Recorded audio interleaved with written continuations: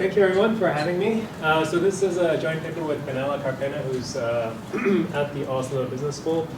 And it's about unpacking basically the causal mechanism of financial education. A lot of times when we conduct these field experiments, we are focused on the average treatment effect, which is the end outcome. So we look at the treatment and then we look at the end outcome, and the middle is kind of a black box.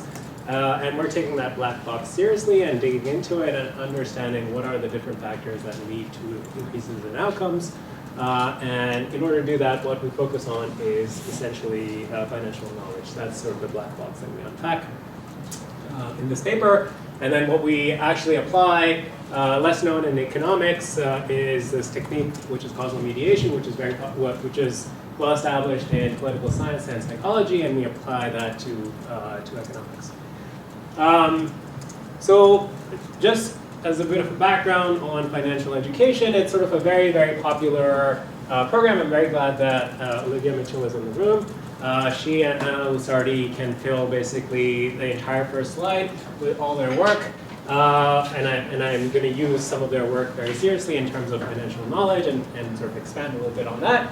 But just to give you a few data points in terms of the popularity of financial education, if we look at the OECD International Gateway for Financial Education database, more than 110 countries, 240 plus institutions have some sort of financial education program. Many countries have financial education strategies, which are basically nationwide programs with mandates to expand financial education all the way from schools to labor markets, et cetera, et cetera. However, if we as economists think about this carefully, while there is a very large literature, and Olivia and Anna Lusardi have contributed to this massively, we find very strong correlations between financial literacy and good financial behavior, all the way from retirement savings to individual savings to credit card use, etc. The causal evidence is substantially more muted. However, what's happening now is that there is new evidence that's coming out over the last 5-6 years, or a little bit longer, that has looked at, for example, different delivery mechanisms of financial education, and these programs tend to work substantially better. So, for example, there's a rules of thumb, this Rexler paper from the Dominican Republic. This looks at financial education for business owners and finds that a simple rules of thumb type of education program tends to work better. Retention is higher, and outcomes in terms of impacts on business outcomes are also better than a full-fledged classroom-based financial education. These other two papers, one of them looks at essentially migrant workers. So in some sense, we are trying to induce higher savings among poor individuals and poor households. And we think that education is one of the constraints. And we provide financial education, we might not find an impact on savings because perhaps financial education didn't work, or perhaps that there are sort of complementary constraints in the sense that people don't have money to save. So I can tell you how much to save, but you don't have money to save, so you're not going to see an impact on the outcome. So another sort of motivation to study the intermediary channel between financial education and outcomes. So this paper looks at migrant workers. Because these are workers that are just about to be hit by a huge positive income shock, and then implements financial education for that group, and finds actually that it does have a significant impact. And then this last one over here, and there are several more. I'm not going to sort of spend a lot of time on the literature because I want to get into what this paper does. This last one is looking at entertainment media in South Africa. So financial education made more sexy through basically a soap opera, and looking at the impact of that type of programming on credit decisions, and it shows a good impact.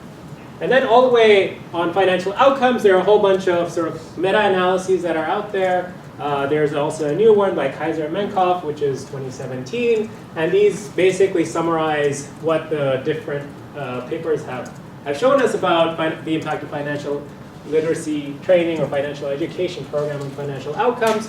And basically the evidence, we have impacts here and there, but on average we find sort of muted impacts on financial outcomes. These new results being being the exception. What we know less about is the mechanism. So what is the channel between financial outcomes and financial education programs? And what we focus on is this intermediary channel of financial knowledge. That if we look at a causal chain, we think that what financial education is doing is it's making people more financially literate, and that in turn is leading to financial outcomes. So there are two research questions. So first, if we're trying to unpack this mediator, which is the financial knowledge, well, we need a better measure of the mediator. We need to understand the mediator itself much better. So the first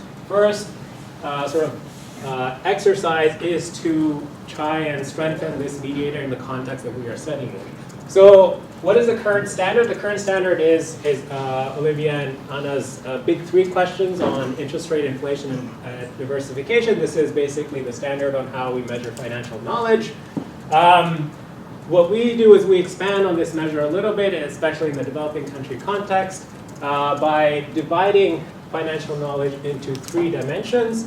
One is numeracy, which is highly correlated with the big three questions above. But then we also add additional variables such as awareness, which is how aware are you of different financial products available to you? Do you know what the bank opening requirements are in your area? And then also attitudes about financial products and services. So trust is a big issue in many developing countries with formal financial institutions.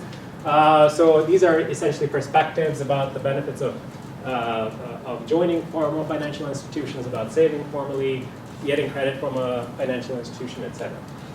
And these measures are obtained through surveys that we conduct. The second question is, okay, so now that we've established some sort of measure of the intermediate channel, the mediator itself, can we apply some formal method to understand how this mediator impacts financial outcomes, and which of these three mediators that we measure, numeracy, awareness, and attitudes, has a bigger impact on outcomes and why?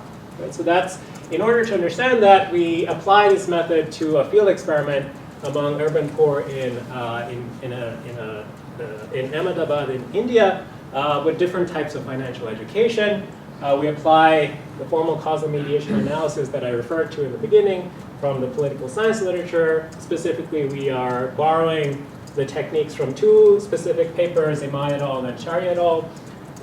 And what we are trying to do is estimate the portion of financial education treatment effect, or the portion of the average treatment effect that is attributable to a particular mediator.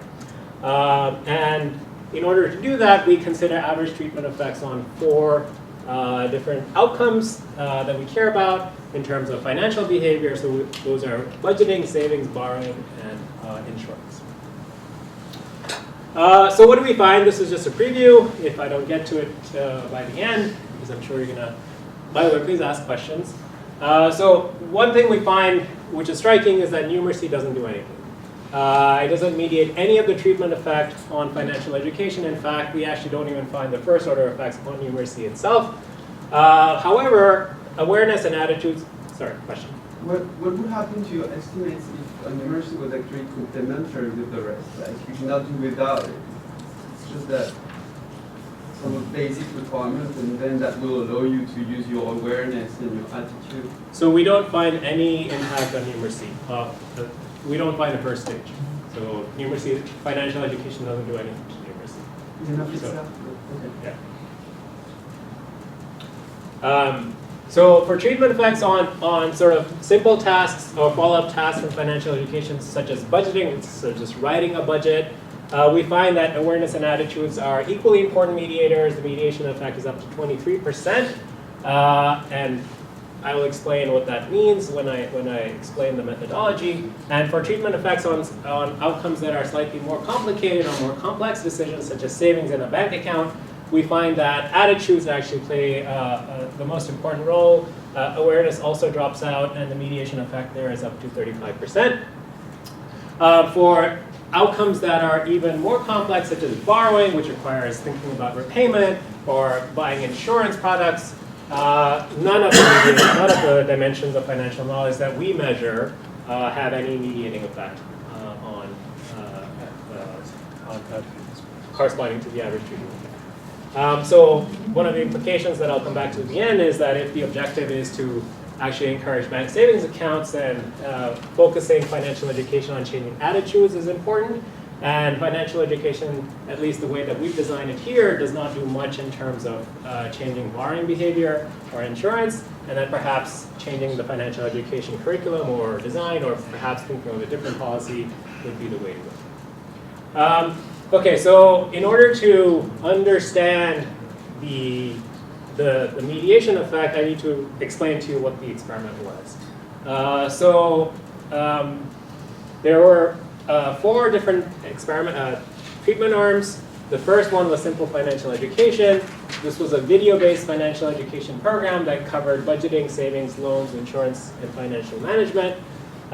This was a randomly assigned treatment, so we basically had a starting sample of individuals, 2/3 of whom were invited to this financial education program. The remaining third were also invited to life skills training, where they were provided the similar types of videos on health education.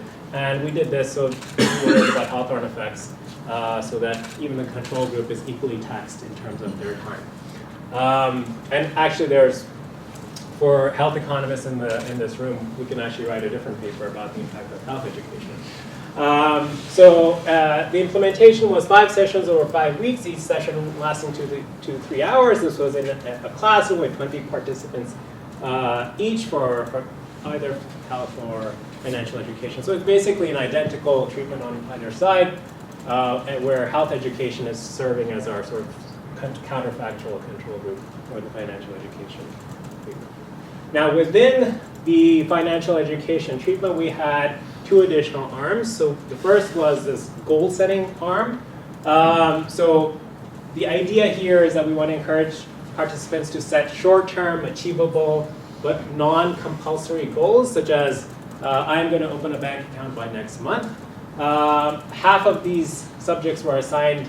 Half of the subjects who were assigned to financial education were additionally assigned this treatment. So what did this involve? This involved a field staff, our own field staff, visiting these individuals, interviewing them about their financial services use, and asking them to basically choose a target date for a financial goal. We gave them a calendar, we gave them a sticker to put it on their calendar and to put it on their wall. So by the 15th of next month, I'm going to open a bank account, and this is basically a visible, salient target for them that they can see every day. For the control group, because we were again worried about these Hawthorne effects, we also visited them, but only talked about their use of financial services, did not offer them calendars or did not set goals with them. The last treatment, which is orthogonal to treatment number 2, is a counseling treatment, which you can think of as sort of the most intense treatment that we offered, which is you get financial education, but then you also get a visit by a financial counselor. So this is kind of like a trained individual, not an accountant, but a trained individual who's coming to your house and giving you one-on-one advice on any aspect of financial education that wasn't clear to you from the videos or any other aspect. And this was 1 visit every month for 4 months. These counselors are basically, for example, helping you out with filling out your bank forms, bank account opening forms, preparing a household budget for you, answering individual questions that you might have. Okay, so this is the design. We have basically our sort of control group on the top, where you don't get financial education or any of the other treatments.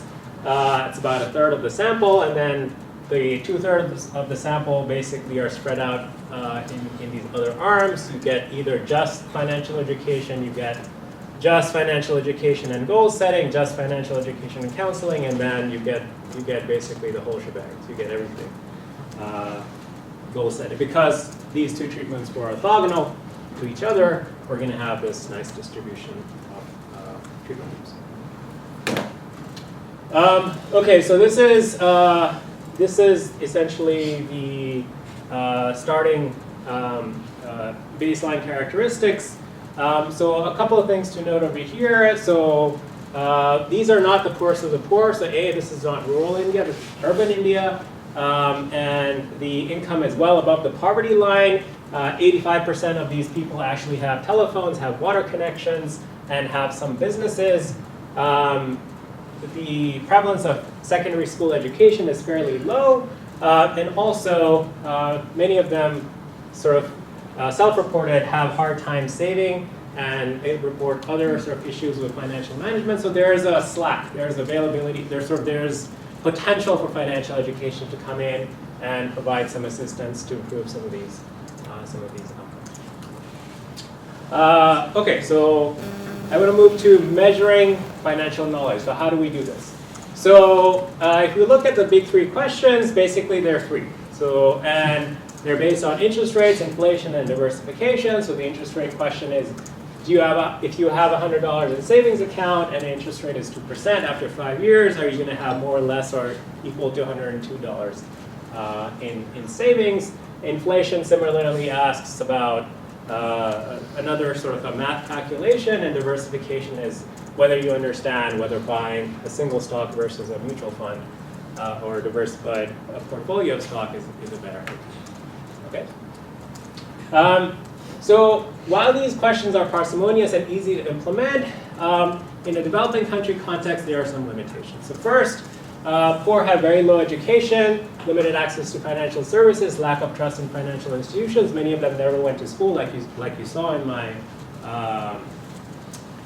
summary statistics. So many of them might not even be able to understand the simple math calculation that we're asking them to do in question 1 and 2 of the big three. In fact, Olivia and Anna themselves write in their famous paper that it's imperative to expand the range of measures of financial literacy to better evaluate the types of problems people find the most difficult. So what we do is we make an attempt. We're not saying that this is the end-all, be-all measure of financial knowledge. This is one measure that we can then go and test in this mediation analysis. So our measure is three-pronged. So financial numeracy is basically basic ability to use arithmetic to solve financial problems. For example, in the surveys, respondents were asked to add income and expenses of a hypothetical household, so we can see whether they get this right or wrong. Financial awareness is basic knowledge about financial products and tools. Can you open a bank account with rupees 50? So this is whether you understand what the bank opening requirements are. Do you know where the local bank is located?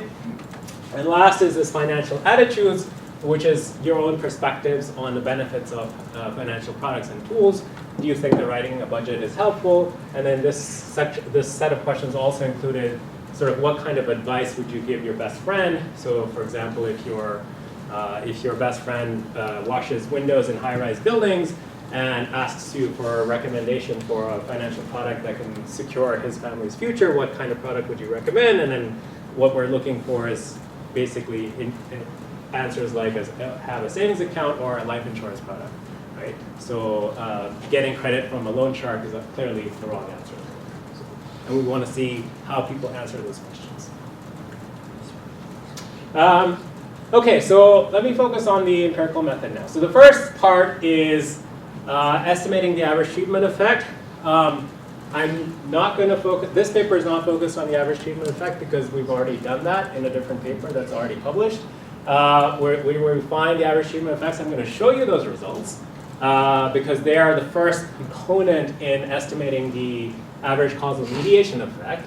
What we found in the average treatment effect was that financial education itself doesn't do anything in terms of outcomes, but financial education with goal setting leads to simple follow-up actions such as budgeting, but then financial education and counseling is where we get more complex behaviors such as opening a bank account, which is where we see statistically significant results, and then on outcomes such as borrowing and insurance behavior, we don't see much. So the part 2 is basically estimating this causal mediation effect, or ACME, where we're decomposing the average treatment effect into this effect through the mediator, and then separating that from all other channels by which the treatment might affect the outcome. Okay. There are some key identification assumptions. Two in particular that I'm going to come to in the next couple of slides. So the average treatment effect is simple. This is the standard regression that you see of an RCT, where basically you're regressing an outcome y on your treatment variable, and then basically stratification variables or baseline control variables that you might have. And beta is identified here because this assumption, which is basically that there's independence between treatment and outcomes, it holds because of randomization. Treatment was randomized, so there's no reason to believe that it's correlated to outcome y. So this is the first of two assumptions that needs to hold for the average causal mediation effect to be valid, and it holds because of randomization. Okay, so but our objective is slightly is one step ahead of that, above that, which is that we want to decompose this average treatment effect into the indirect effect. So these are not our terms; these are terms that we're borrowing from MI et al. So indirect effect, which is due to a particular mediator. So we're going to say, okay, we are focused on looking at awareness as our mediator, or attitudes as our mediator, or numeracy as our mediator.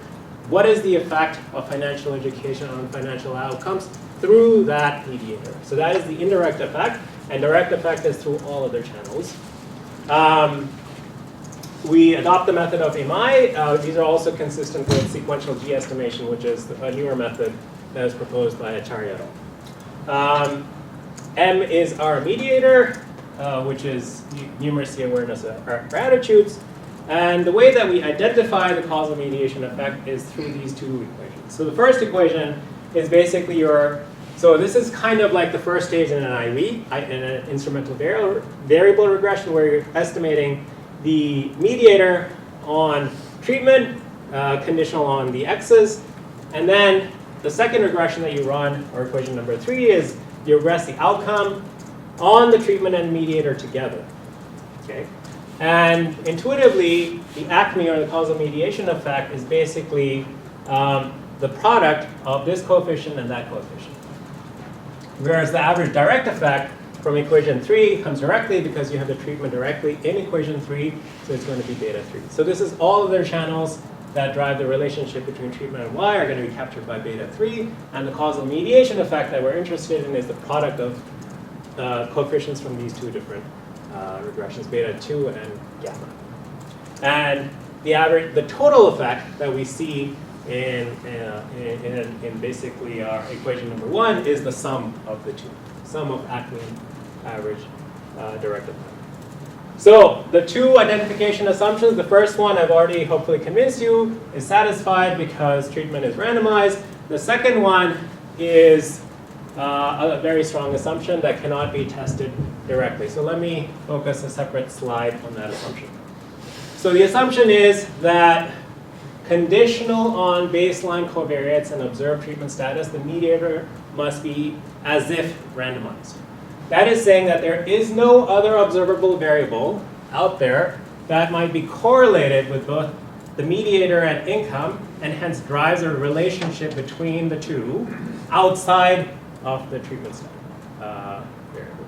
So it is akin to, for example, the exclusion restriction that we worry about when we run instrumental variables, that there is no other variable out there that we cannot observe that is driving this relationship. Everything that the mediator does is driven through the treatment variable. Okay, so in terms of estimation, what this is saying is that there is no correlation between this error term over here and this error term over here. So this, if we call this correlation rho, then this rho is equal to 0. That is the assumption we're making, because if there is an unobserved variable that explains variation in M and explains variation in Y, it's going to be sitting over here and it's going to be sitting over here. Right?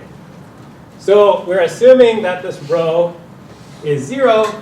What we can do, even though we don't have a test for we can't do an over-identification test because we just have one instrument. What we can do here is basically do a sensitivity analysis. So what we can do is, okay, let's relax the assumption that rho is equal to 0. What happens to the average causal mediation effect as we relax this assumption? so we can run some simulations and see what, how does the mediating effect change. Okay, so let me first show you the average treatment effects. So these are all regressions. I can show you the tables, but it's just easier to see them in graphs. So here are the four sort of variable financial decisions that we look at, or the outcomes that we look at. So it's budgeting, savings, borrowing, and insurance. And these are, the blue is the control group. And then this is the financial education only. The green is adding the goal setting, adding the counseling, and then all three together. And we see that the average treatment effect is statistically significant and strong for budgeting, for savings, borrowing, and a little bit on insurance. But what really counts across all outcome measures is this counseling, is basically inducing changes in borrowing and insurance, even though the point estimates are smaller, especially for insurance, and statistically significant at only the 10% level. It's only counseling that's causing some change in these outcome variables. So, and then this is the average treatment effect on financial knowledge. So this is the answer to your first question, is what is happening to numeracy. So this is, here we see that the treatment effect on numeracy is not statistically significant for any of the treatments. So even when we give somebody everything, financial education and counseling and goal setting, they're not doing any better than the control group, which is over here. So, and in fact, I didn't plot the confidence intervals. This is a very precisely estimated 0. This is again average, right? You're not looking at quartiles or anything like that? This is the average, correct. But in that paper that I mentioned, we actually do look at distributional effects, and we run quantile regressions as well. Same, yeah. Yeah. So yes, your point is well taken. But in order to do the ACME, we just focus on the average. Yeah, I know, but you may miss really interesting. No, I understand. I understand, but that we do that in that separate paper. We basically have. Yeah. However, these additional measures of financial knowledge that we tested on awareness and attitudes, that's where we see big effects of our financial education program. And very briefly, I do want to mention that the financial education program that we implemented was actually financial education on steroids. So like, we did a lot of work in terms of making this program really attractive. It was video-based for a reason, because one of the pushbacks that we have received in the past doing financial education in classrooms is that these programs tend to be very boring. People have very sticky habits. They tend to not attend. How can we make this more interesting? So that's where we got the idea of basically incorporating a video-based program, hiring some local actors to be participants in these programs, hiring a professional production company to produce these videos, and then following the videos up with actually a one-on-one group discussion with a trained counselor who answers questions about the videos. So even financial education on steroids in our setting did not lead to any change in numeracy. So that is, in our view, is pretty convincing that numeracy is really hard to change. Maybe if we're interested in changing numeracy, we should send everyone to math camp rather than have financial education try and do it. Okay, so let me turn to the ACME results. So these are basically the results for budgeting. The first thing I want to again show you is numeracy, is the blue bars, and here I do have the confidence intervals. We see that it's precisely estimated 0. There's no effect, there's no causal mediation effect of numeracy, and partly because there was no average treatment effect. Right? So this is kind of mechanical. But when we turn to attitudes and awareness, we actually do start seeing effects. We see financial literacy only, financial literacy and goal, financial literacy and counseling, and all three have strong average causal mediation effects. Now what do these numbers actually mean? So this is the part of the average treatment effect that is attributable to the causal mediator, the mediator in terms of percentages. So for example, this one over here will be about 23% of the average treatment effect. That is explained by this particular mediator. Similarly for savings, we see that awareness tends to drop out, and we are still seeing significant causal mediation effects for attitudes. But then as we start moving to borrowing and insurance, nothing really mediates the effect. At least the financial knowledge metrics that we measure do not mediate any effect of treatment on outcomes. Okay, so the last thing I want to show is the sensitivity analysis. So this was where I had mentioned that the strong assumption that we make that the rho, which is the correlation between the two error terms, is equal to 0. What happens if we actually relax this assumption? So what we do is we specify hypothetical values of this rho and re-estimate our whole process, the acme, for different values of rho. And the two important questions that this sensitivity analysis can inform on is how large must this rho be for the acme to be equal to 0? And what is the direction of the bias? And also relative to the different treatments, does the slope differ? So what I mean by that is represented in this graph, which for some reason didn't come out well because I do have the bootstrap confidence intervals here as well, which are not showing up. But basically, yeah, there's some error on this graph. Actually, I think these have been superimposed. But it turns out that the graph for attitudes is flatter than it is for awareness. I apologize for this mistake over here. And also that it's downward sloping, which means that if the true rho is greater than 0, what we're doing is overestimating acme. And also another exercise that we do in the paper that I don't have a slide for is that rho will not be equal to 0 if the correlation between the two error terms is either positive or negative. It's not equal to 0. We can plot that correlation, right? Because we can put epsilon 1 on the y-axis, epsilon 2 on the x-axis, and draw that graph, and we do that, and we actually don't see any relationship between the two. There's the correlation coefficient is close to 0. So we're sort of this is clearly we cannot prove that this assumption holds, but this is the type of sensitivity analysis that we can do. And also, it's essentially the relative value of the different treatments, different mediators that we consider. What this analysis shows us is that attitudes, which is the mediator that is the strongest in our results, also happens to be more robust in terms of this sensitivity analysis because this graph is flatter than for awareness where it's steeper. Okay, so just to conclude, we employ a field experiment in India to investigate financial knowledge as a causal mechanism for financial education.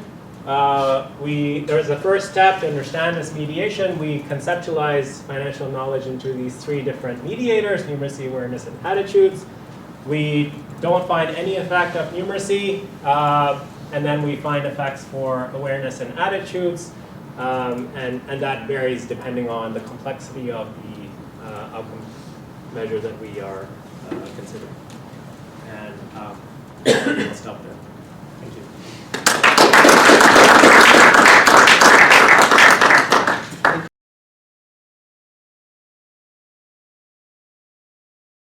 Thank you. It's great to be here. This is a really exciting paper, so I was happy to read it. As someone who thinks about financial education a lot in the US context and in quasi-experimental settings, it was fun to kind of read more of a development paper. And really I want to make 3 points. I always say that that's all you get in a discussion setting. The first thing I want to really talk about is just using these 3 types of questions and kind of breaking knowledge up to get at mechanisms. And then I want to think a little bit more about these assumptions within the mediation analysis, and then finally thinking more about this financial awareness variable, so circling back.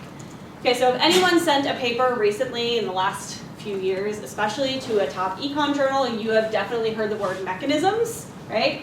And getting at exactly what's causing your effect has become really important. I've heard that in many of my rejection letters, and from many papers I've reviewed and actually recommended R&Rs to. And specifically, we think about this as being really important in RCTs, where we are really worried about external validity, right? So what are we actually learning? So the numeracy, I would say, is pretty straightforward. I'm going to spend no time on that. It's very similar to Anna Maria and Olivia's measures. But I will say that about the average score, and I'm glad you presented that in the graphic, rather than just kind of looking at the averages in a table, because you can see it pretty clearly, is high, actually. So you see like a 70% correct on it. You're getting 70% correct on average. Financial awareness is something that I think is newer. This is more about knowing institutional details, and seems like it's really important, especially for poorer populations. And I think I'm going to come back to this because I think this is probably one of the most important things in your study. And then financial attitudes, I'm not even sure if I would call it attitudes. It feels more like perspectives. So I want to really get into what these questions were, and I'm glad you didn't show them because I went all in on this.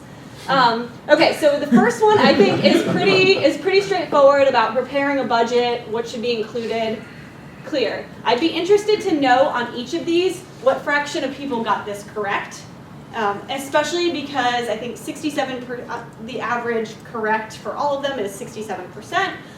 But if you're coming up with a new set of measures, we need to know lots of details, right? So what fraction get each of these correct? What always constitutes correct, and we'll get to that later. The first one that I was really intrigued by is, do you think you can open a savings account in a bank with amount as low as 50 rupees? I don't know the answer to that. So I think in that context, it would be really important to know that, and I think we could come up with similar questions in other countries.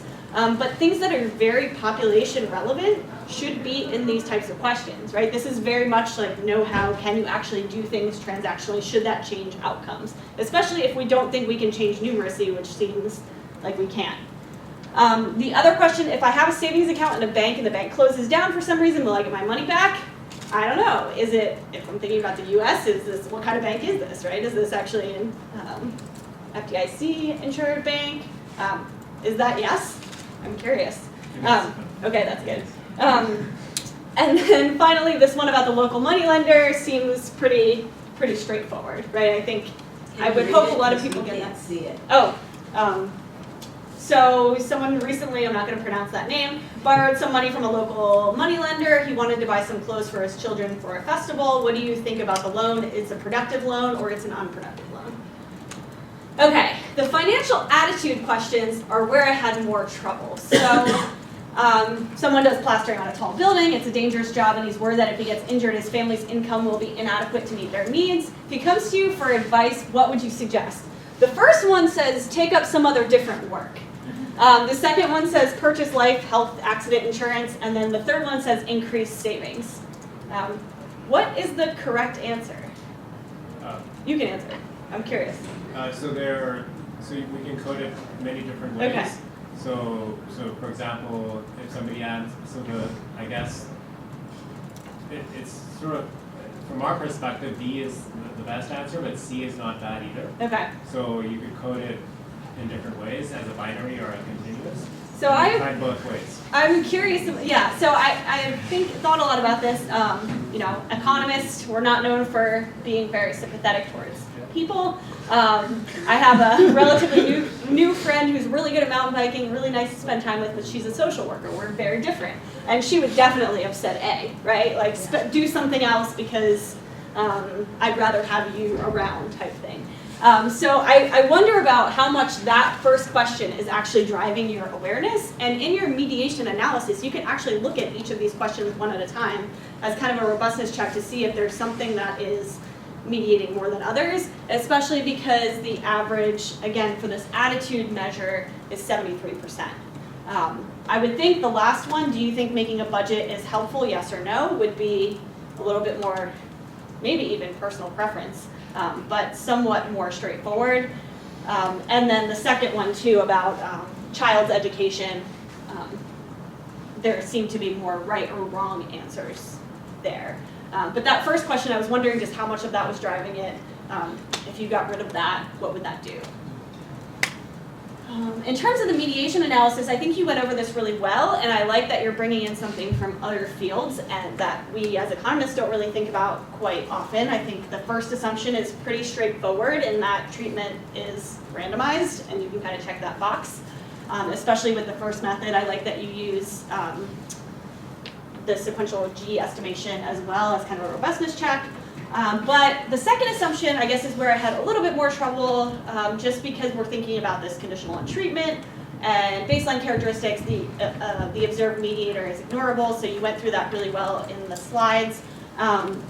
What I'm curious about, and this is just maybe me not understanding the method fully, what about other missing mediators that might also be correlated with baseline characteristics like confidence that might actually change also because of the treatment?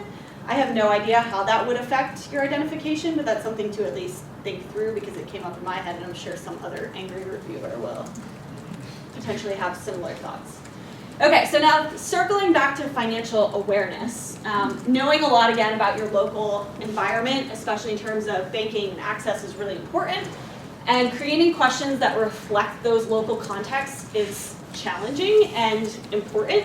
And I think one problem we've had with the big three being so successful and so kind of widely used and having this really nice standard for comparing across programs is that people usually just use them for program evaluation, for RCTs, and say, let's just use these and then call it a day. But a lot of programs shouldn't actually shift the big three, so I kind of encourage more researchers that are in this field to think more based on what you should be affecting, especially for specific populations. Some programs either start with too high of a base. Olivia and I were talking about a survey they did at the Federal Reserve Board where average skill was higher, right? Average scores were quite high, so you probably shouldn't be able to shift that based on a program. But there are probably other questions that they don't know much about that could be a way to move the needle. And a lot of others don't even have the capacity to move the big three. So in this case, with the numeracy questions that mimic that pretty closely, that's not what's going to change for this urban poor population. So maybe changing financial awareness is more important. And there's a really good example lately. There's actually a PhD candidate at Vanderbilt who is studying state-mandated financial education in the US, which is an area I am very familiar with. Again, I've reviewed a lot of papers in the last couple of years of using the big three as their only outcome and saying this program didn't work and then kind of calling it a day.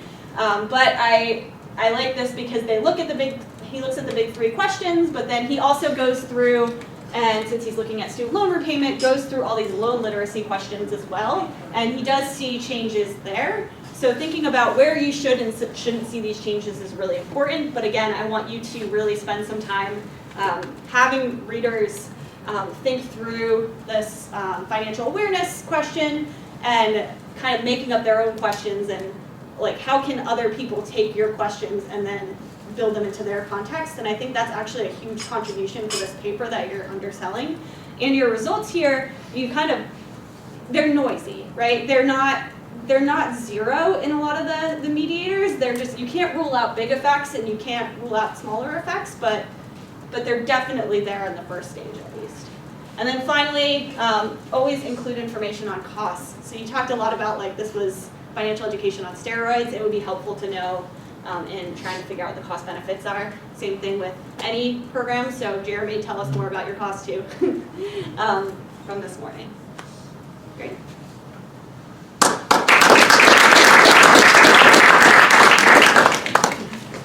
We ask a few minutes for more discussion as well. Yeah, so I'm keeping everyone from lunch, so I'll keep this short.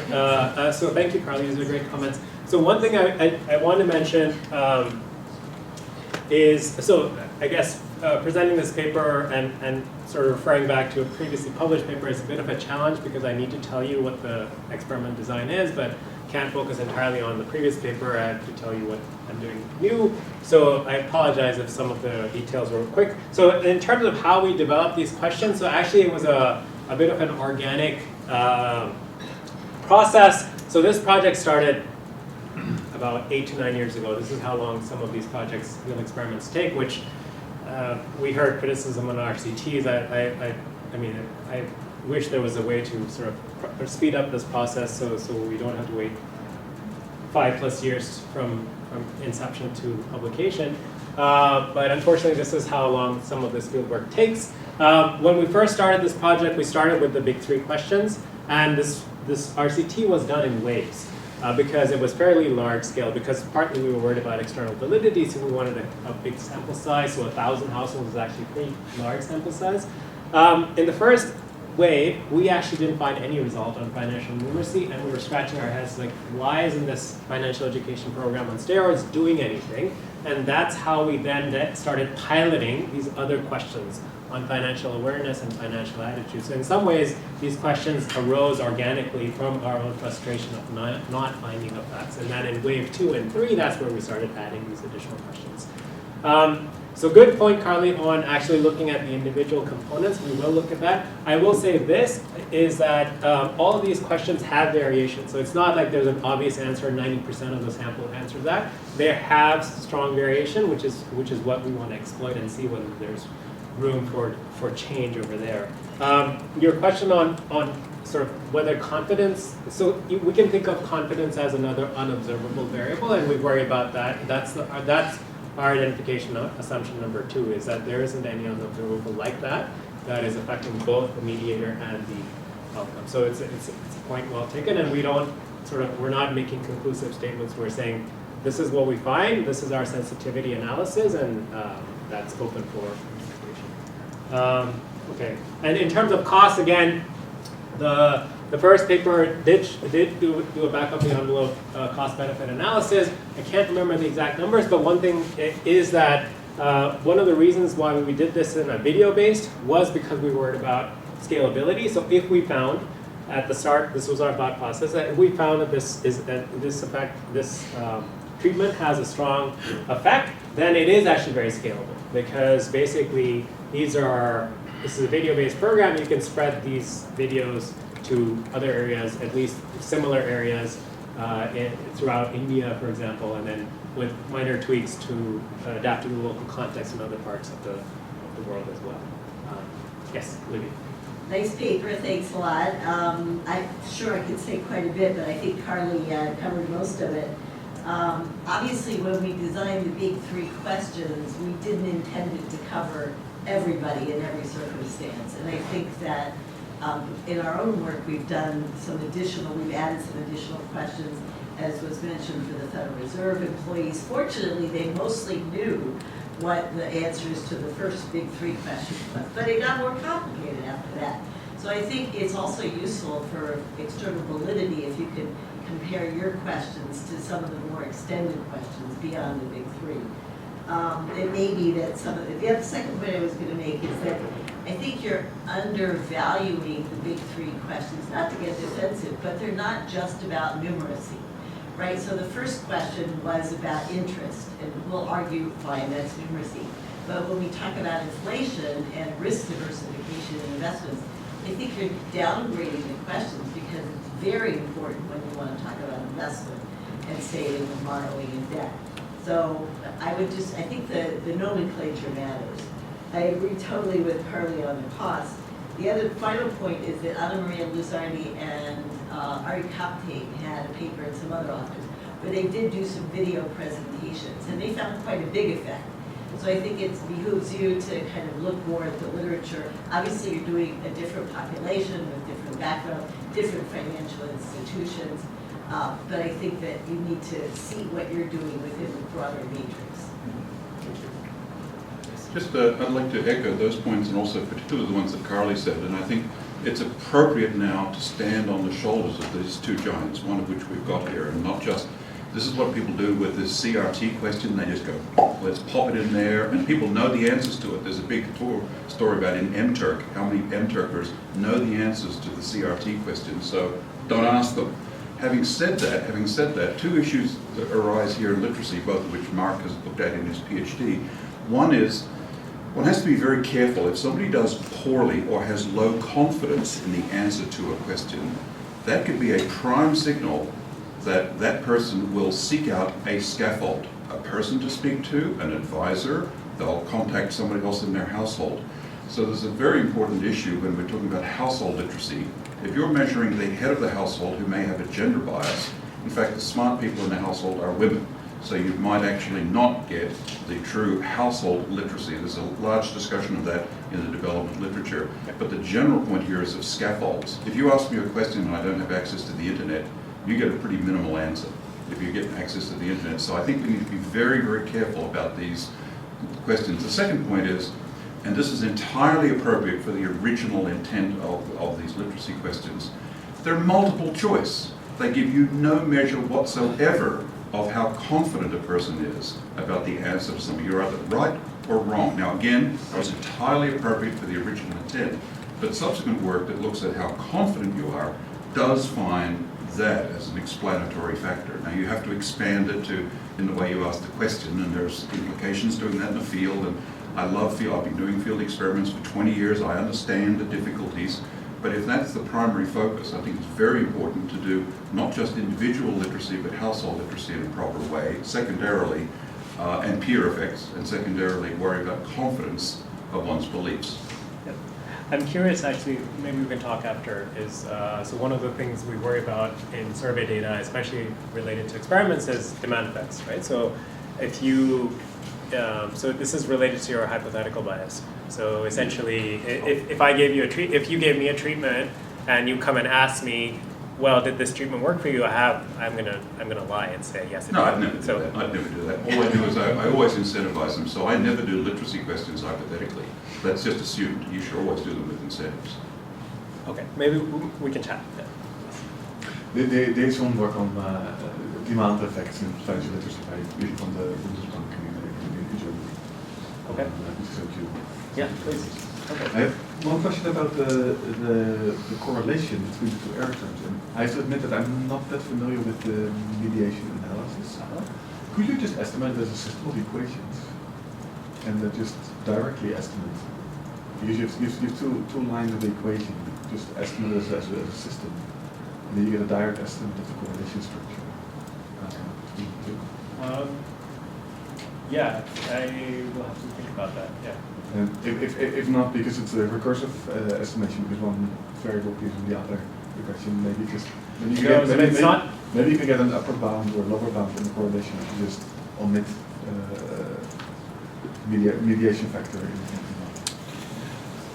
Yeah. So I think it's not the last thing you said, because we're not taking the predictive value from the first and putting it in the second. Mm-hmm. So I think what you suggested is something that I need to look into. Yeah. Yes. I've just got a question on the content of the financial education program. Mm-hmm. So was the content such that we expected it to enhance attitudes and awareness? Was it actually focused on building numeracy skills?